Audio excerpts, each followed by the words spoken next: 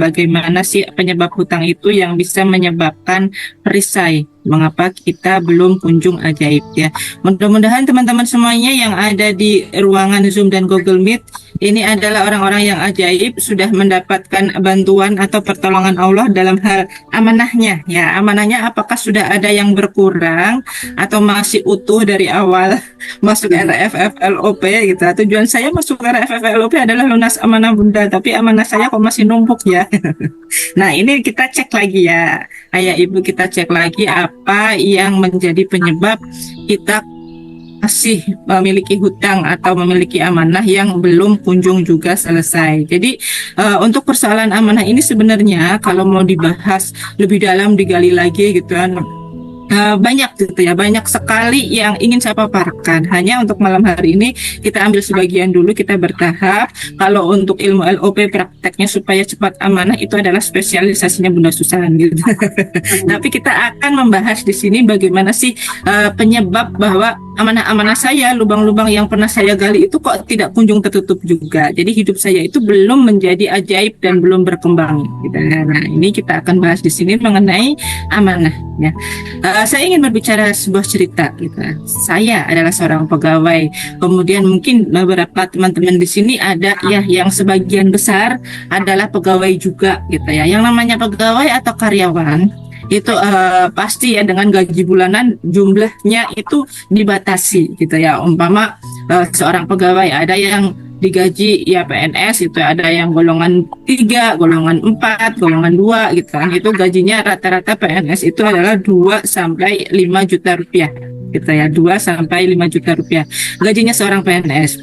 Nah, akan tetapi gaya hidup kita, gaya hidup dan tuntutan dari kehidupan membuat kita akhirnya ya untuk seorang PNS itu sering disodor-sodori gitu ya dari bank-bank gitu ya, amanah-amanah dari bank, siapa yang mau ambil kredit bunga murah dan lain sebagainya. Nah, akhirnya tergoda lah gitu. Nah, hal yang demikian bisa menyebabkan perisai ya, dan perisai ini gitu nggak disadari oleh diri kita, nyaman dengan dosa-dosa yang sudah biasa kita lakukan gitu.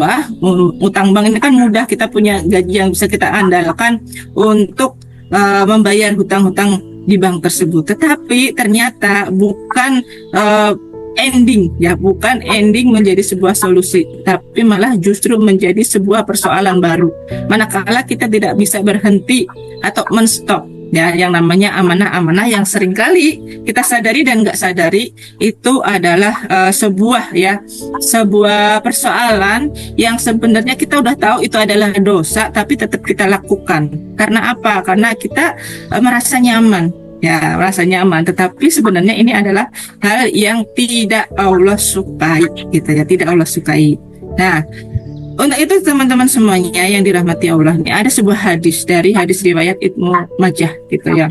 Rasulullah pernah bersabda, siapa saja yang mengambil hartanya orang lain yang berhutang seraya bermaksud untuk membayarnya, maka Allah akan memudahkan gitu. Ini hati-hati teman-teman ya tentang hadis ini ya, memudahkan untuk melunasi bagi orang tersebut. Tetapi siapa saja yang mengambil seraya bermaksud untuk merusaknya, nanti malas-malesan untuk membayarnya, maka Allah akan merusak orang tersebut. Nah, hati-hati nih ya. Makanya kenapa amanah kita kok masih ada yang belum lunas juga, kita kembalikan ke niat ya. Inna a'malu binniyat, sesungguhnya amal itu kembali kepada niat orang yang berhutang tersebut gitu kan. Ketika memang hutang yang diperbolehkan ya dalam Islam itu hutang dalam keadaan terpaksa, memang diizinkan gitu ya, demikian. Waktu dulu zaman Rasul ada sahabat-sahabat ya memang karena kemiskinannya itu diizinkan meminjam barang atau meminta sebagian harta dari sahabat yang lain, tapi untuk ditujukan sebagai nantinya dikembalikan. Nah, itu nanti Allah akan memberikan kemudahan karena memang sudah dilandasi dengan niat yang baik. Tetapi kalau hutang-hutang yang zaman sekarang ya, perhatikan teman-teman semuanya, hutang-hutang yang timbul di zaman sekarang itu rata-rata kebanyakan sebagai tuntutan dari gaya hidup saja ya. Jadi orang-orang itu tidak mau memperhatikan ya sebab-sebabnya berhutang ini untuk apa, kemudian butuh enggaknya berhutang itu perlu atau enggak gitu ya. Terus kemudian waktu dalam berhutang ya, dalam artian begini, saya pengen membangun sebuah rumah, Tapi rumah saya yang sekarang baik-baik saja sih sebenarnya gitu. Tapi saya ingin merombaknya menjadi lebih besar lagi, lebih bagus lagi. Nah, ini kan belum pada waktunya. Tetapi karena sebuah keinginan, dorongan, hasrat gitu dari Hawa, dari diri kita, maka inilah yang dimaksud dalam hadis ini sebagai hutang yang merusak gitu. Nanti Allah akan merusak kita, memberikan persoalan-persoalan baru yang membuat diri kita semakin tidak mudah, semakin tidak nyaman gitu, teman-teman ya. Kemudian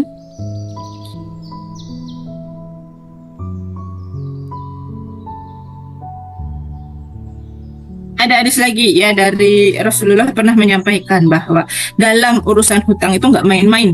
Amanah itu nggak boleh dibuat main-main. Demi zat yang menggenggam jiwa Muhammad, seandainya seseorang terbunuh di jalan Allah, kemudian hidup lagi, kemudian terbunuh lagi di jalan Allah, kemudian dia hidup lagi, kemudian terbunuh lagi, berulang-ulang hidupnya, ya. Kemudian ia memiliki tanggungan utang, maka dia tidak akan masuk surga sampai ia melunasi hutangnya gitu. Kenapa bisa seperti itu gitu? Kenapa bisa seperti itu? Karena Allah tidak menyukai orang-orang yang berhutang, karena hutang ini termasuk dalam kategori dosa besar apabila hutang tersebut mengandung riba. Jadi sebaik apapun sholat kita, sebaik apapun ibadah kita, ngajinya kita, tapi kita masih meninggal menanggung hutang gitu yang belum terlunasi, maka kita belum bisa masuk surga. Maka berhati-hati ini teman-teman semuanya ya yang masih punya amanah gitu ya, jangan sampai kita meninggal nanti mewariskan sebuah amanah kepada keturunan kita, anak-anak kita gitu ya. Kenapa kita ini bisa berhutang? Ya, pertama karena gaya hidup yang tidak tepat. Ya, gaya hidup yang tidak tepat. Misalnya belum saatnya memiliki rumah, itu kemudian ambil KPR, kan? Atau mungkin karena tinggalnya di rumah kontrakan, ada KPR yang ditawarkan murah lah, insya Allah bisa lah, ya gitu kan. Tapi kita ada KPR yang mengandung riba gitu, Allah nggak suka, dan pada akhirnya dalam perjalanan nyicil, misalnya ya dalam perjalanan nyicilnya dia ini tidak bisa melunasi amanahnya. Nah, ini yang dijadikan persoalan baru gitu ya. Maka jangan sampai kita terkena hal yang merusak demikian.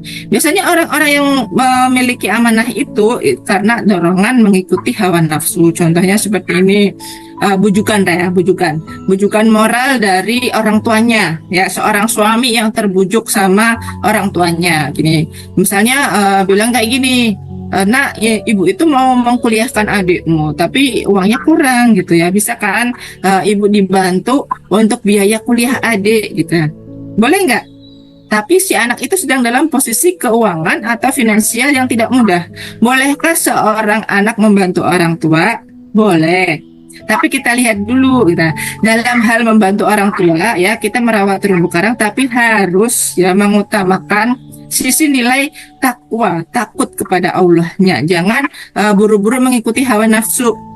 Ya, karena itu adalah orang tua kita gitu kan, takut nanti gimana gitu. Kalau memang mampu bilang mampu, kalau belum mampu ya bilang belum mampu, sampaikan, bantu semampunya. Jangan memaksakan diri bahwa kita harus mengikuti apa yang orang tua kita mau ya, tanpa melepaskan bagaimana cara bertutur kata yang baik, menyampaikan dengan baik. Itu sudah merupakan hal yang merawat terumbu karang, teman-teman, sebenarnya gitu ya. Jadi merawat terumbu karang itu bukan menuruti orang lain semaunya mereka ya. Jadi memuliakan orang lain itu bukan menuruti semua keinginan mereka, tetapi menyesuaikan kemampuan dan ya sesuai dengan apa yang Allah perintahkan dan Rasulullah ajarkan. Jadi kita tidak boleh mengikuti hawa nafsu.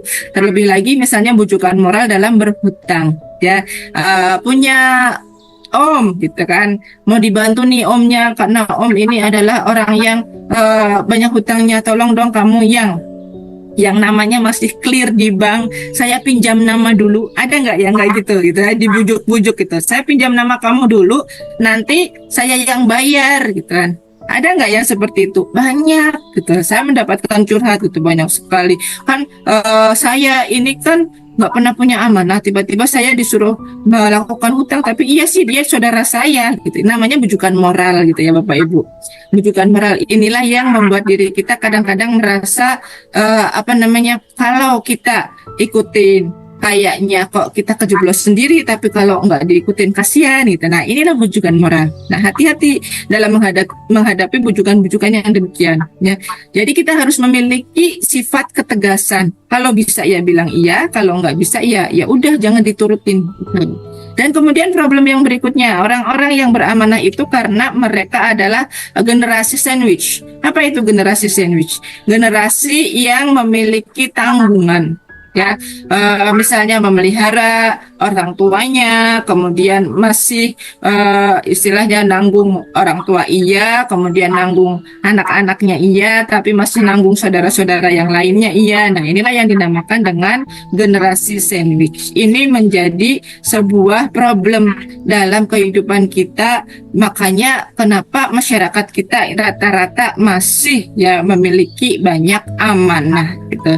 Kemudian yang harus kita lakukan supaya hutang-hutang tersebut atau amanah-amanah tersebut cepat lunas bagaimana?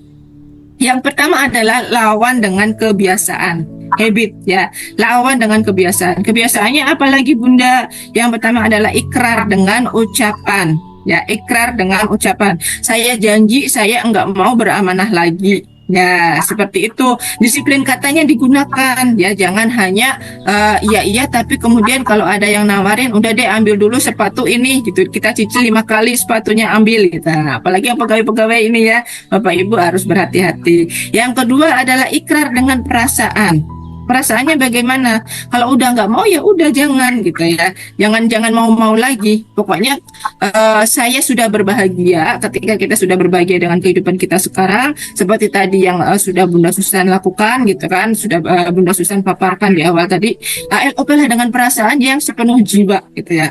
Maka ketika kita mau lunas amanah pun harus bersikap yang sama dengan demikian gitu ya. Ikrar dengan perasaan kita supaya kita ini jangan sampai punya amanah yang baru gitu. Pokoknya janji diafirmasikan dan buatlah ikrar dengan tulisan ya. Kalau Bunda Susan bilang ini adalah olah kata, olah rasa dan olahraga gitu ya. Seperti apa yang pernah Ustadz Ardi Gunawan sampaikan juga gitu ya. Silakan teman-teman semuanya ikutin dengan baik ya. Pokoknya afirmasi itu tidak boleh kendor teman-teman ya. Pagi hari itu saya bangun pagi, ya Allah alhamdulillah saya bangun sehat walafiat, uang saya ada di mana-mana. Itu diafirmasikan sepenuh perasaan gitu ya. Kemudian kalau ada perintah untuk absen ya, bagaimana supaya kita pembimbingnya itu tahu teman-teman ini benar-benar enggak tekadnya kuat apa enggak. Nah, tadi Bunda Susan bilang ilmunya daging. Iya, tekadnya kuat. Kita kayaknya menyaksikan omongan, oh iya, saya mau berubah. Tapi pada prakteknya, nah hati-hati ini nanti pada prakteknya teman-teman semuanya. Pada prakteknya akan ada bujukan dan rayuan hawa nafsu iya, kanan kiri iya. Nah, ini timbulnya dari godaan syaitan. Nah, teman-teman bagaimana bisa termotivasi ya? Termotivasi itu sangat baik manakala kita berada dalam lingkungan kondisi yang positif. Jadi jangan mudah galau gitu ya. Aduh Bunda, ini bagaimana? Kalau tekad teman-teman benar-benar kuat, pokoknya saya bisa deh, saya bisa mandiri gitu ya. Tuliskan semampu-mampunya. Nah, tulisan ini membantu menguatkan tekadnya teman-teman, apalagi dalam kebiasaan yang pekan lalu pernah saya sampaikan ya, membuat jurnal syukur ya. Diteruskan nggak? Siapa yang masih membuat jurnal syukur? Coba yang masih ada di ruangan Zoom dan Google Meet ya, apakah jurnal syukurnya masih dibuat ataukah hanya pekan kemarin saja? Nah, ini kita perlu teliti lagi ya.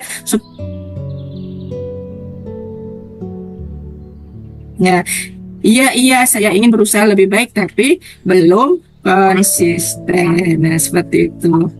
Nah, kemudian ada nasihat ya. Ada nasihat dari Ustadz Nasrullah.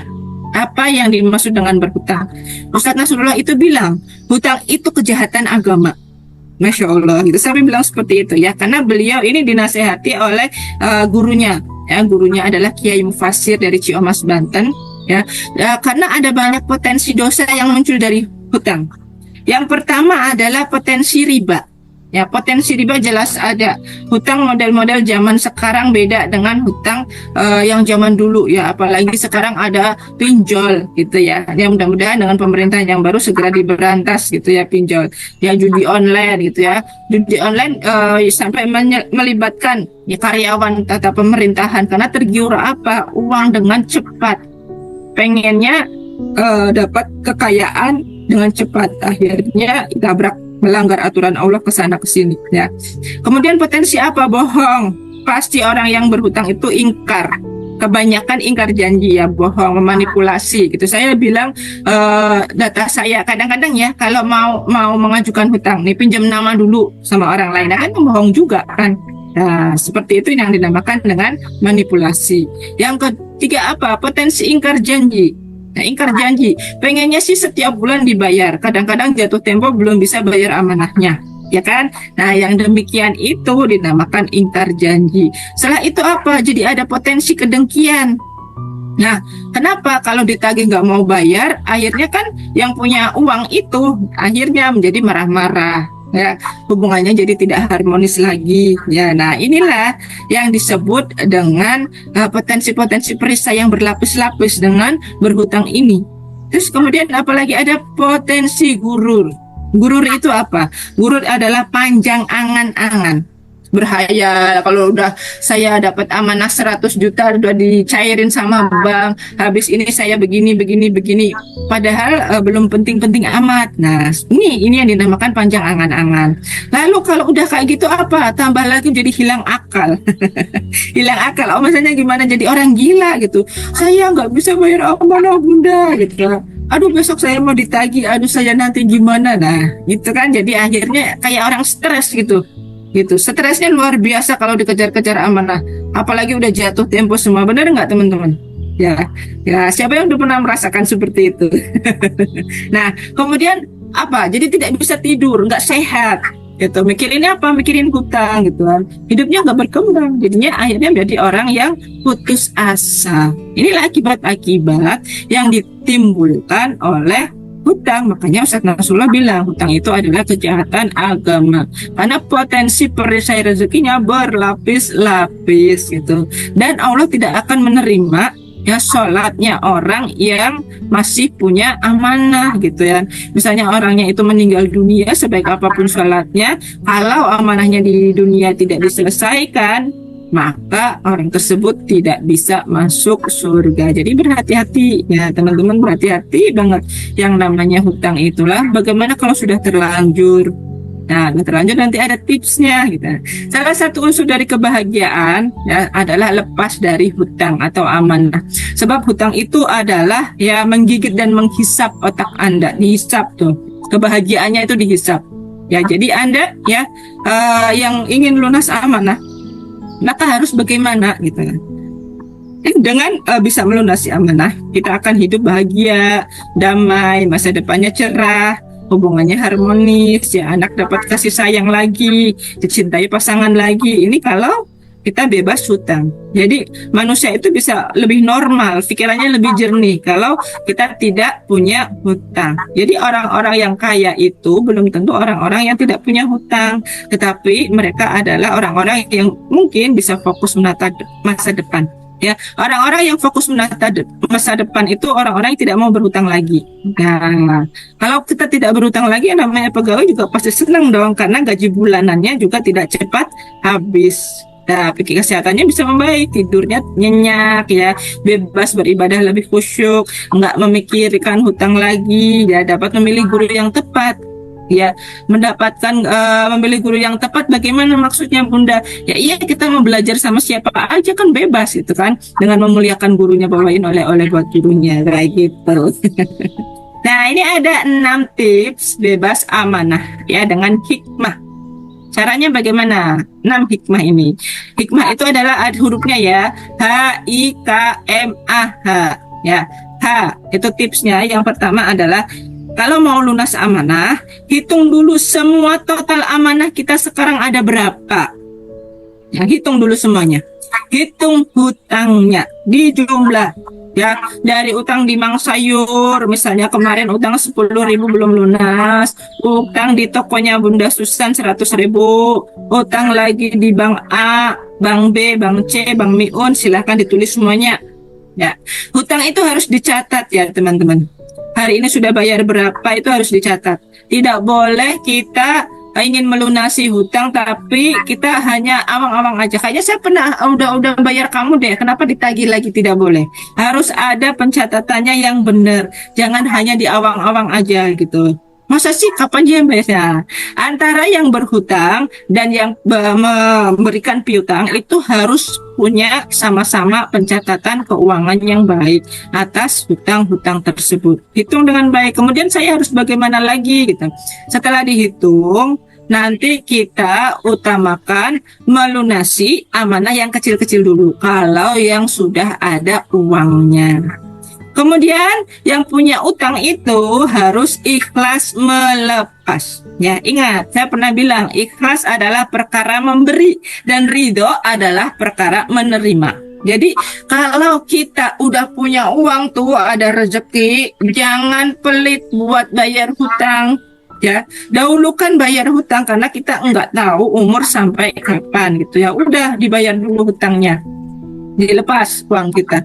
Toh nanti kita akan dapat kembali. Sambil diafirmasikan, di-LOP-kan apa yang saya dapatkan. Nah, misalnya dapat 100.000 nih gitu, 100.000 buat bayar amanah semua, nggak apa-apa deh. Insya Allah 100.000 balik lagi jadi 1 juta, amin. Ditiup uangnya gitu. Silahkan sambil LOP doakan gitu supaya kabul ya. Nah kemudian dilepaskan uangnya dengan niat yang baik kepada Allah. Terus lakukan kebiasaan emas. Kebiasaan emasnya itu apa? Ya nabung pakai emas. Ya, kebiasaan. Jadi hitung hutangnya, ikhlas melepaskan. Kayaknya kebiasaan emas ya. Jadi seumpama kita punya gaji 5 juta, terus amanah bulanannya, tanggungannya harus dibayarkan umpama 3 juta, masih ada sisa 2 juta untuk kebutuhan hidup, lakukan kebiasaan emasnya. Ya, kebiasaan emasnya adalah menabung dengan emas. Ya, jadi karena emas itu meskipun harganya turun naik, tapi emas itu nggak pernah turun down sampai harga yang paling rendah itu tidak pernah. Ya, meskipun ini pekan-pekan ini ya, kita amati harga emas itu karena emas mengikuti harga emas dunia gitu kan. Emas dunia lagi turun, emas di Indonesia juga turun, tapi barangnya masih tetap langka karena peminatnya banyak. Sebab apa? Orang-orang semakin tahu dan semakin sadar bahwa tabungan yang terbaik itu adalah emas, bukan perak atau bukan harta atau uang gitu ya. Karena uang suatu hari nanti nggak ada harganya lagi. Benar Bapak Ibu. Di tahun 2030 kemungkinan besar kita sudah tidak menjumpai lagi yang namanya uang tunai. Uang kertas lagi nggak ada. Makanya benar apa yang Rasul bilang, ada nanti di suatu masa ya bahwa tidak ada lagi yang berharga kecuali emas dan perak. Di Al-Quran juga sudah dijelaskan sama Allah, ada ayatnya dan ya suatu masa seperti itu. Dan kemarin Pak Wapres juga udah bilang kok gitu kan, mau membuat Bitcoin gitu ya, semacam kripto dan lain sebagainya. Semua mata uang Indonesia nanti akan didigitalkan. Ada yang namanya rupiah digital. Itu sudah masuk dalam sistem ekonomi global. Kita ini sudah didesain, dirancang oleh ya sedemikian rupa yang namanya elit global Bapak Ibu. Tapi kita nggak usah takut karena kita punya ilmu magnet rezeki. Nah, maka apa yang sudah Rasulullah sampaikan kita kerjakan sebaik mungkin. Nah, kemudian yang M-nya apa dari kata hikmah ini? M-nya adalah mohon keajaiban. Terus gitu kan, akui persoalan yang hanya ya, mohon keajaiban. Tadi langkah-langkahnya sudah Bunda Susan paparkan di awal gitu ya. Ada bagaimana kita bersolawat, sebanyak apa kita beristighfar gitu ya. Nah itu adalah langkah-langkah supaya kita segera lunas amanah gitu. LOP itu gitu. Kemudian akui persoalan, akui bahwa kita salah, pernah kita melakukan kesalahan di matanya Allah gitu. Bahwa melakukan amanah atau mengambil hutang itu adalah sebuah persoalan. Akui, turun garis kebenaran di situ. Ya Allah, saya memang pernah berbuat salah kepada Engkau. dalam beribadah ngomong self talk gitu ya, me time, saat me time dengan Allah, ngomongnya itu gitu ya, teman-teman bisa bercakap-cakap langsung dengan Allah pakai bahasa Indonesia aja ya. Begitu juga dengan LOP, tidak harus selalu dengan bahasa Arab, dengan doa-doa Arab. Kalau kita bisa menguasai dengan baik, lakukan. Tapi kalau belum bisa, ini buat teman-teman yang baru gabung di RFF LOP, silahkan ya menggunakan bahasa Indonesia. Jadi akui bahwa kita ini punya persoalan. Ya, persoalan itu terjadi karena dosa-dosa kita di masa lalu yang menerjang perintah-perintah atau melanggar perintah yang Allah sampaikan. Makanya jadi amanah gitu. Dan yang terakhir H adalah setelah kita tahu semua mengakui persoalan, kita hati-hati jangan buat dosa yang baru gitu. Jangan buat dosa yang baru, jangan bikin amanah yang baru. Kalau sudah bisa bayar itu kan misalnya kredit baju ya. Biasanya ibu-ibu gitu kan, ada tukang baju keliling, Bu ini baju modelnya bagus deh gitu, mau nggak, harganya murah 200.000. Lah kemarin kan baru lunas, kenapa kamu kasih kreditan lagi gitu.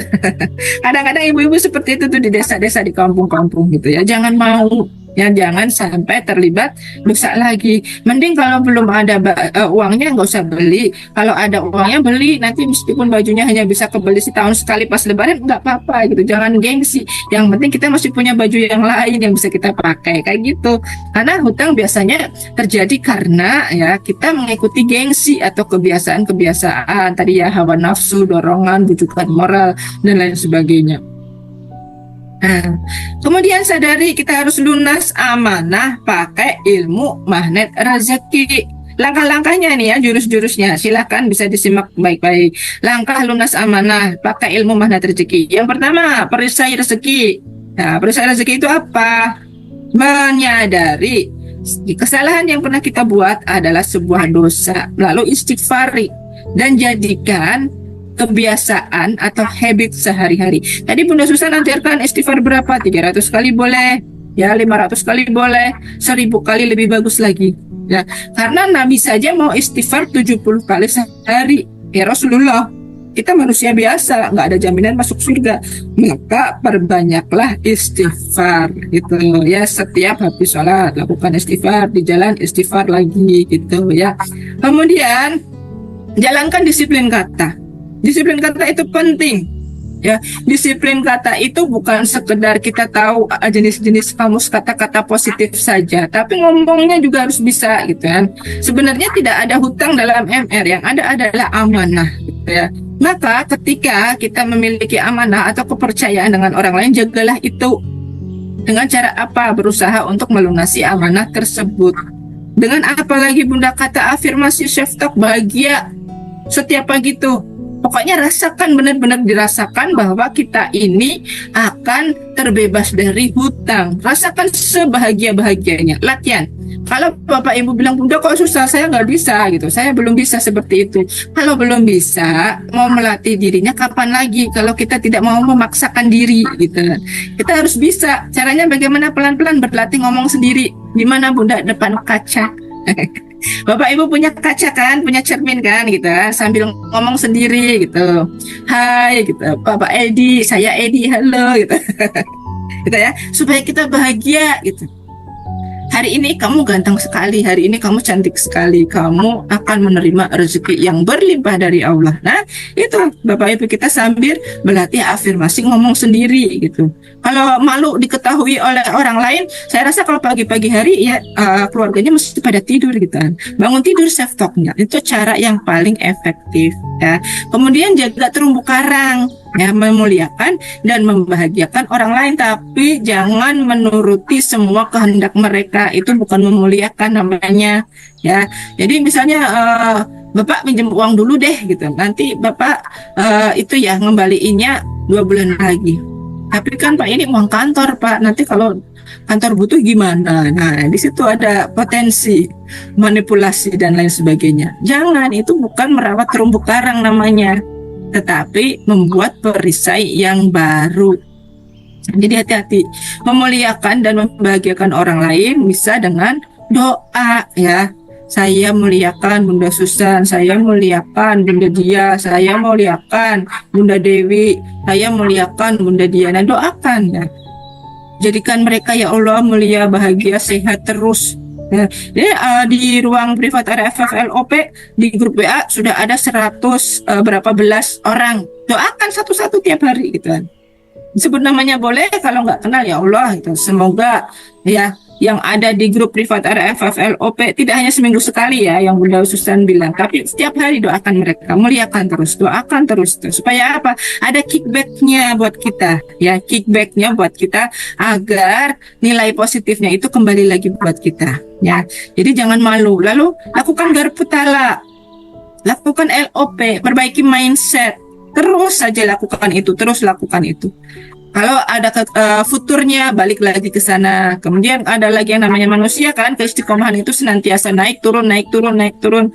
Pokoknya pegang terus kendali bersama dengan komunitas positif dan harus ada yang bimbing. Kalau tidak ada yang bimbing itu tidak mudah. Ya, kemudian ya bersikap adil lah. Ya, bersikap adil dengan orang-orang yang ada di sekitar kita, termasuk dengan guru-guru yang sudah mengajari kita. Kita maunya diberikan pelayanan maksimal dari orang lain, tapi kita tidak mau melayani mereka dengan maksimal. Kadang seperti itu. Ya, jadi teman-teman semuanya harus mulai berpikir mindset apa yang bisa saya berikan untuk orang lain. Melayani, memuliakan, membahagiakan mereka sebelum menuntut orang lain berbuat baik kepada kita. Gitu. Ya, mindsetnya harus diperbaiki terus setiap hari, setiap saat. Kemudian ini adalah ada doa ya untuk cepat lunas amanah. Hafalkan dan lakukan, amalkan setiap selesai sholat. Ya, boleh dibaca 1 kali, 2 kali, 3 kali. Lakukan sebagai zikir pun bisa. Agar apa? Ya, agar kita terhindar dari sifat lemah, malas, pengecut, kikir, nggak berani ya bersedekah. Ya tadi Bunda Susan bilang harus banyak bersedekah. Terus kemudian tidak mau berbagi kepada orang lain gitu ya. Dan terlindung dari hutang-hutang supaya hutangnya itu cepat lunas. Kalau hutangnya banyak jangan dibaca 1 kali aja. Ya bacanya bisa berkali-kali teman-teman. Ya boleh jadi hutang kita misalnya masih 100 juta, 200 juta. Ya dibanyakin baca ininya sampai Allah jatuh ridho menurunkan pertolongan buat kita. Banyak kok kisah keajaiban. Ya dengan mengamalkan doa ini aja mereka sudah mendapatkan bantuan pertolongan Allah, lunas amanah, pergi umrah berkali-kali gitu. Ajaib ya Bunda Asnidar gitu. Ya Bunda Asnidar. Seperti itu doanya apa? Ya bismillahirrahmanirrahim. Allahumma inni a'udzubika minal hammi wal hazani wa a'udzubika minal azzi wal kasali wa a'udzubika minal jubni wal buhli wa a'udzubika min ghalabatid daini wa qahrir rizali. Ya, itu adalah doa supaya cepat lunas amanah. Gitu ya teman-teman semuanya, apa yang dapat saya sampaikan pada malam hari ini tentang amanah. Semoga bermanfaat. Tadi barangkali ada teman-teman yang masih ingin bertanya, ya boleh bertanya. Tapi kalau mau nanyanya nanti di grup WA aja boleh juga ya. Jadi intinya LOP untuk lunas amanah itu banyak sekali jenisnya ya. Kita sudah men-spill, Bunda Susan juga sudah men-spill banyak sekali amalan-amalan supaya cepat lunas amanahnya ya. Jadi dari pengalaman kami sendiri 2 tahun gitu ya, yang punya amanah miliaran gitu ya, sudah pada kecil gitu nominalnya ya 2 tahun. Boleh sedikit cerita ya, Bunda Dia Utami juga pernah ada amanah gitu ya. Bunda Dia, halo, assalamualaikum Bunda Dia, masih on nggak Bunda?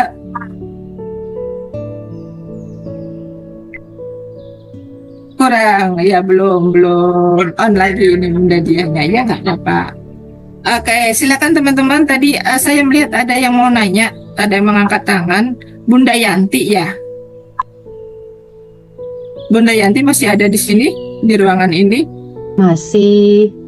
Oke, Bunda Yanti ada yang mau ditanyakan sebelum saya mengakhiri Zoom-nya? Udah terjawab kayaknya tadi. Jadi nggak ada. Bagus sekali ininya, luar biasa ilmunya, ilmu terapan. Gimana? Udah terjawab, udah bagus sekali ininya. Jadi udah cukup. Sudah dijawab Bunda Susan lewat teks Ya, ya. maksudnya mau bertanya tapi kok udah di ini gitu. Udah ini jawabannya apa pemaparannya udah sangat luar biasa. Jadi jauh lah dari ngantuk saya juga alhamdulillah. Di chat, Iya. di chat Bunda ada di kolom chat. Di kolom chat ya, ya boleh Bunda Yanti. Nanti amalan-amalannya ya sudah tadi Bunda Susan di awal tuh tadi termasuk Iya. amalan untuk ibu rumah tangga supaya mendapatkan tambahan penghasilan itu adalah termasuk ilmu langitan gitu ya. Iya. Udah lengkap banget itu tadi yang sudah di depan di awal Bunda Susan sampaikan, mau pilih yang mana, mau sanggup semua itu sangat baik. Tetapi kalau ya sebagai seorang pemula ya kita mungkin masih istilahnya belum bisa melangkah sejauh itu, lakukan apa yang Bunda mampu gitu. Lakukan dengan apa yang Bunda mampu. Bunda mampunya berapa kali istighfar? Misalnya saya belum bisa 1000 kali, Bunda lakukan dulu 300 dulu gitu ya setiap pagi. Kemudian Oh, tadi Apa? itu apa misalnya saya pilih selawatnya Pak Nafi ya la ilaha illallah ya al malikul hakul mubin ya, itu aja sudah bisa bikin ajaib ya, itu aja sudah bisa bikin ajaib. Waktunya kapan Bunda? Waktunya terserah gitu ya. Bunda Susan pernah mengajarkan ada yang di siang hari, kalau Pak Nas mengajarkannya habis subuh gitu. Monggo, ijazah-ijazah yang terbaik sebenarnya amalan-amalan yang sudah disusun sedemikian rupa untuk manusia itu bukan untuk membuat kita tidak mudah ya. Jadi Al-Qur'an ratus-ratus halaman dengan sekian ribu ayat Al-Quran itu diturunkan bukan untuk menyusahkan manusia, melainkan untuk kita jadikan sebagai sebuah pilihan dan sarana mengambil jurus yang tepat ketika kita ada persoalan gitu. Jadi nggak langsung semua hidangan diambil semua dimakan semua, itu enggak gitu ya. Jadi lakukan menurut kemampuan, karena Allah sendiri tidak memberikan beban ya kepada manusia melebihi ya kemampuan yang dia punya.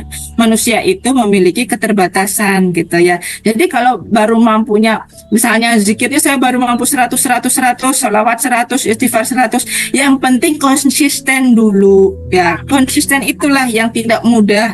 Kadangkala itu udah nyaman nih 100, kemudian kalau udah nyaman 100 tambahin gitu, tambah 200. Kalau udah 200 nyaman lagi tambahin gitu, terus tambahin gitu, kayak surat Al-Waqiah gitu. Nyaman saya baca di RFF LOP 1 pekan sekali udah komplit.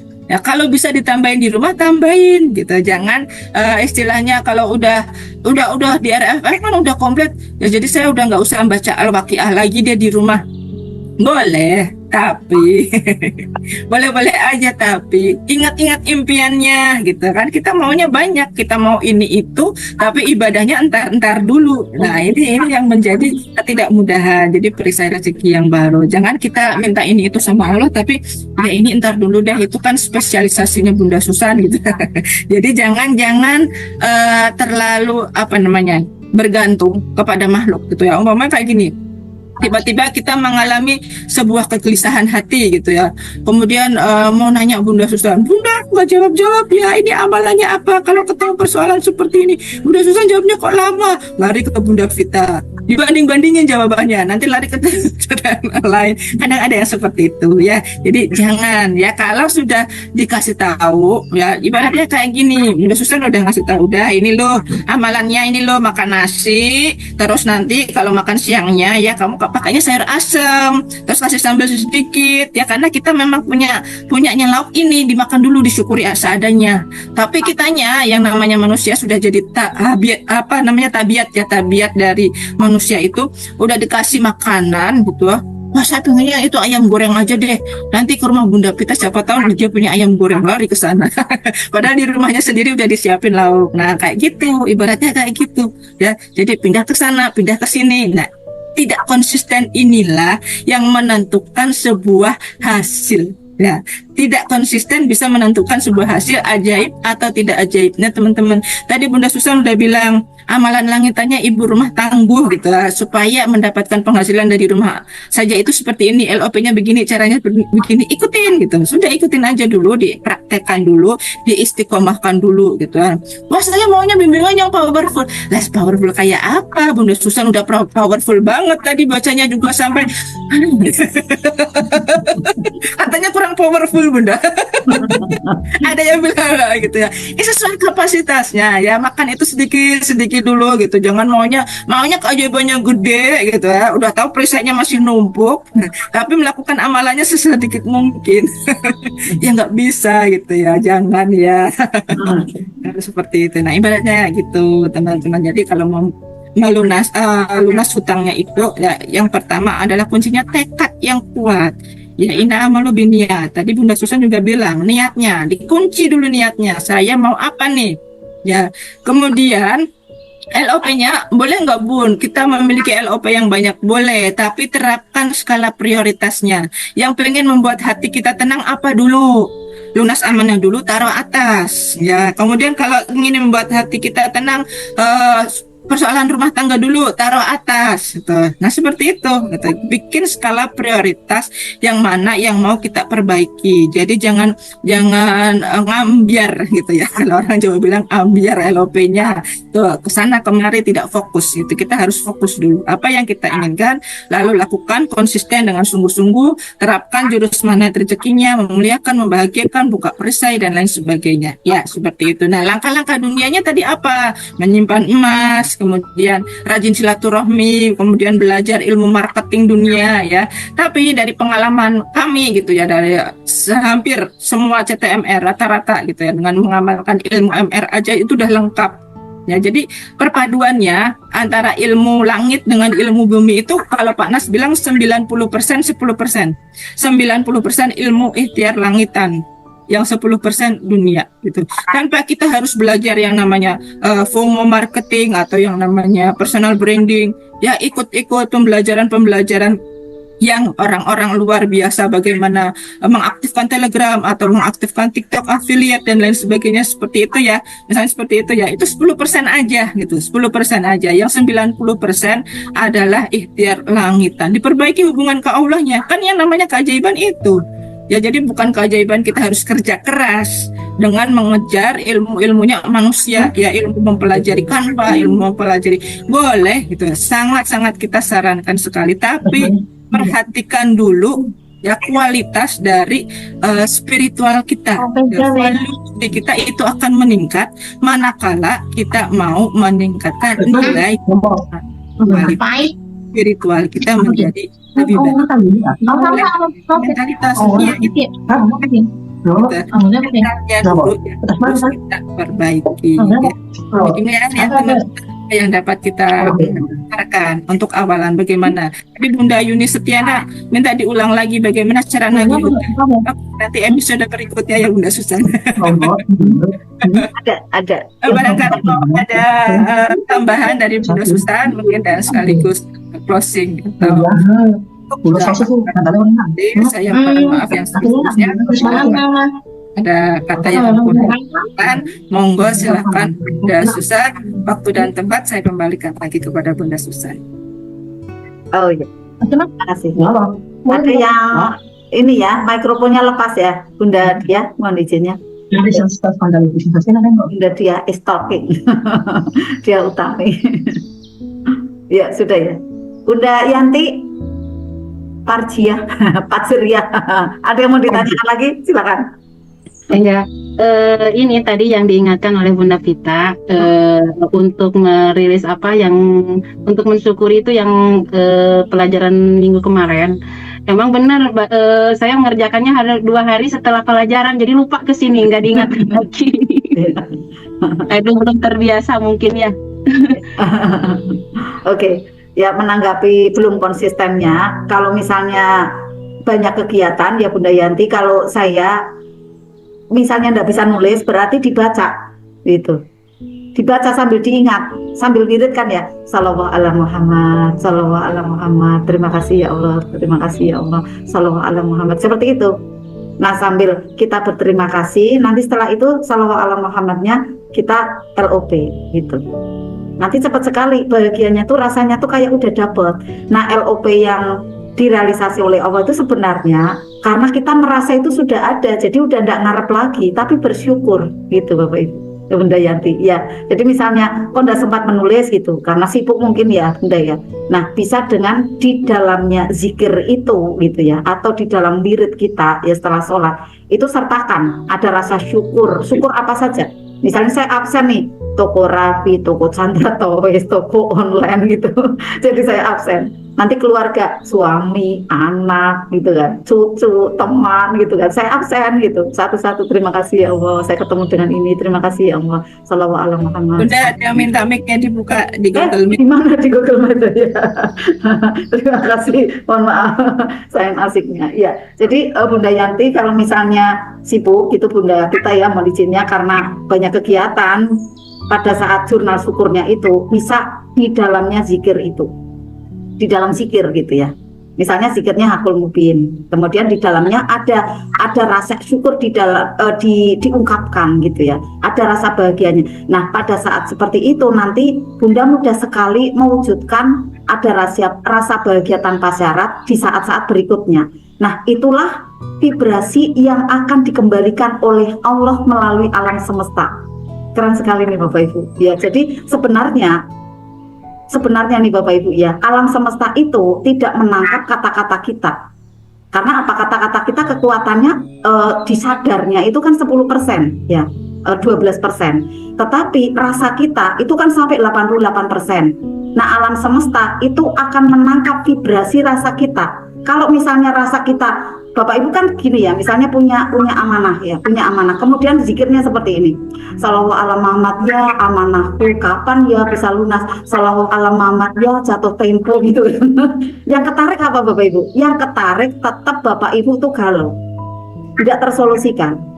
Makanya Bapak Ibu tarik tuh sekarang ini adalah hal-hal yang membahagiakan. Alhamdulillah masih punya beras, alhamdulillah suamiku baik, alhamdulillah istriku nih yang suami ya, alhamdulillah anakku. Jadi hal-hal yang sudah baik itu munculkan teman-temanku, alhamdulillah saya masih punya ada lauk, saya masih ada rumah, saya masih ada motor, saya masih ada mobil, munculkan. Lalu setelah itu bisa membayangkan gitu ya, yang ngamanain gitu ya, yang ngasih utang itu orangnya baik ya, kemudian memberi kelonggaran bisa jadi, atau ada keajaiban dari Allah, dibayangkan uangnya berdatangan, masuk ke rekening, masuk ke dompet. Nah, nanti akan mudah lunas gitu ya. Ini yang bagi yang punya amanah ya. Kalau yang tadi Bunda Yanti karena tidak sempat, kalau kayak saya juga misalnya tidak sempat nulis, itu saya tak taruh di dalamnya zikir atau sholawat. Akhirnya nanti setelah sholawat itu plong gitu, setelah kita zikir dari sholat itu rasanya rilis gitu. Itu bagian juga ya. Kalau Bapak Ibu kok bisa menulis, wah keren sekali. Mau tidur nih ya, nulis gitu kan. 10 jurnal syukur hari ini. Setelah bangun ya, kemudian juga tulis kembali gitu ya. Tulis harapan di satu hari ini.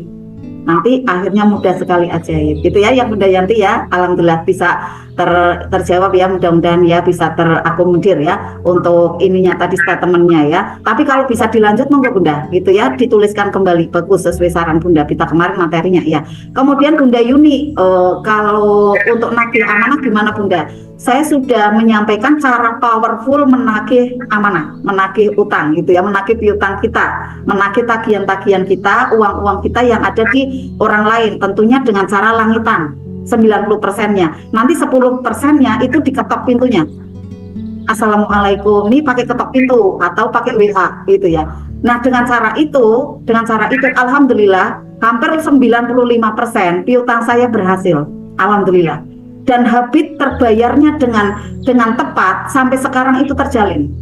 Jadi sekarang ini tidak ada yang amanah gitu, maksudnya tidak ada yang nunggak lama gitu, tidak ada ya, khusus yang di pekerjaan saya ya, di perbukuan, kemudian ada di tempat lain gitu, dengan cara menagih dengan powerful melalui amalan langitan. Tentunya malam harinya di LOP dulu atau beberapa hari ya, misalnya saya mau menagih di tanggal 7 gitu ya. Nah, nanti di tanggal 1 sampai dengan tanggal 3 atau tanggal 4 itu diikhtiarkan dulu di LOP, didoakan gitu ya. Kemudian dikirimkan sinyal gitu ya. Jadi biar terketuk dulu hatinya gitu. Nah, nanti tanggal 7-nya, berarti tanggal 6-nya tinggal di WA. Tanggal 7-nya datang. Bayar. gitu ya. Yang Bunda Yuni ya, insya Allah nanti saya kirimkan YouTube-nya, enggak apa-apa Bunda Pita. Kalau misalnya Bunda Yuni pengen tahu cara nagih amanahnya, karena sudah di-share kemarin ya waktu sebelum umroh, saya ingat Bunda. Seperti itu ya. Kurang lebihnya Bapak Ibu dan teman-teman semua yang ada di sini, Bunda Pita insya Allah sudah lengkap ya materinya, dan ini menjelang jam 11 Masya Allah ya. Bunda Pita mau ada ini enggak pengumuman yang tadi disampaikan tentang apa ya, uang kuota? Ada Bunda. Jadi Bunda, jadi mau di sini atau mau di grup? kenapa? Mau di sini atau mau di grup yang tadi mau ada kejutan 3 orang? Mau di sini? Tidak ada Bunda. Iya. Sudah ada ini.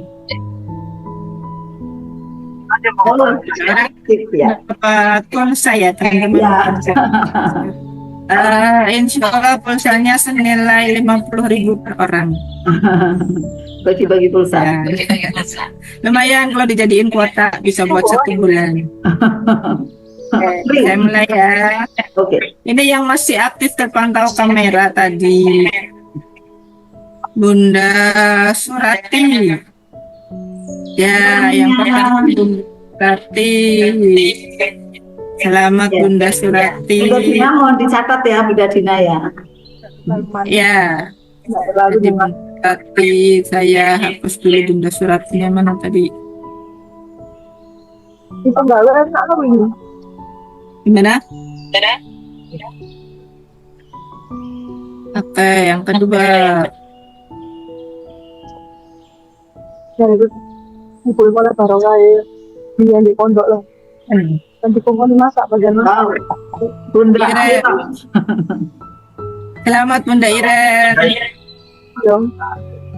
dicatat lagi.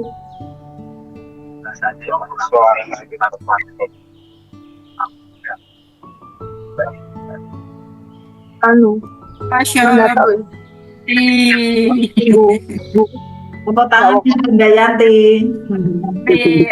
Bertanya langsung aja Bunda Yanti. Ya, alhamdulillah. Iya, terima kasih buat teman-teman semuanya yang sudah selesai sampai akhir ya, yang belum beruntung. Insya Allah masih ada kesempatan nanti tanggal 20 ya. Kita lebih banyak kan hadiahnya, banyak ada 15 malah ya yang ingin kita bagi-bagikan buat teman-teman. Khususnya untuk privat RFFL Open nanti kebagian 10. Nah, keren ya. Ada 15 hadiah, yang 10 untuk privat RFFL Open. Jadi nanti yang 5 untuk umum, seperti itu ya. Jadi nanti tanggal 20 teman-teman ikutan ya Zoom-nya, kita ramein bareng-bareng anniversary Arta MR yang ke-2 tahun. Oke, siap. Siapa yang mau ajaib angkat tangannya, katakan saya. Ya, terima kasih teman-teman atas perhatiannya pada malam hari ini. Insya Allah kita akan bertemu lagi dari pekan depan. Dan nanti ada Zoom gratis untuk teman-teman semuanya dalam rangka Milad Arta MR yang kedua. Boleh request tema. Barangkali teman-teman mau request tema, saya mau temanya hitam lagi. Nanti suara yang terbanyak ya, nanti kita polling ya di grup privat RFFLOP mau tema apa ya akan dikemukakan untuk kajian umum kita di tanggal 20 nanti lagi, 20 November ya, insya Allah tanggal 20 November hari Rabu. Moga Bunda Susan barangkali dengan doa kafaratul majelis bersama-sama. Terima kasih Bunda Pita, hadiah-hadiahnya nanti bisa terkirim ya ke Bapak Ibu semua, dan terima kasih pula kebersamaannya Bapak Ibu seluruhnya ada di kajian malam hari ini yang powerful. Ada dua diambil kan? Awalnya mama itu perlu jadi semua. minta diambil seluruhnya Bunda Pita. Loh, kok sewa harus Ya. Semoga bermanfaat ya Bapak Ibu dari dua kajian ini, dan kemudian ada riadohnya, ada tirakat batin kita yang dengan powerful memasukkan ada kata-kata positif yaitu dari Al-Quran dan juga sholawat, dan juga ada natuman yang insya Allah nanti menjadikan bahagia tanpa syarat di hati Bapak Ibu itu mudah tercipta.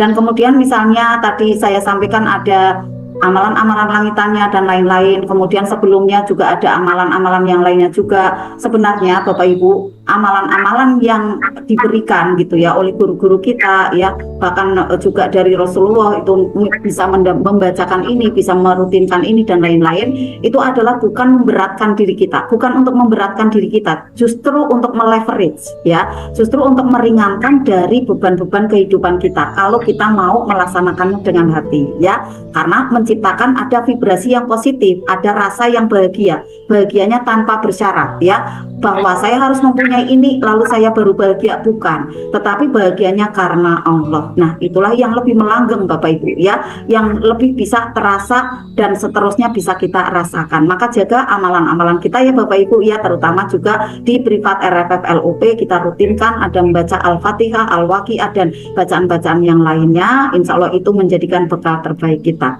cahaya saat nanti ada di alam keabadian juga. Bismillah ya Bapak Ibu, insya Allah kita bertemu ya dari dunia ini antil janinnya kelak ya. Saling mengingatkan Bapak Ibu, siapa yang masuk surga dulu untuk diingatkan bahwa kita telah rutin setiap Kamis malam Jumat bersama-sama membaca Al-Quran, Quranic Vibration kita getarkan di sini. Mohon maaf lahir batin Bapak Ibu apabila ada kekurangan dari saya dan kehilapan dari saya, insya Allah itu akan saya benahin ya Bapak Ibu, dan kemudian apabila ada baiknya itu semua dari Allah. Saya dan Bunda Pita mohon maaf yang setulus-tulusnya dari kekurangan tersebut.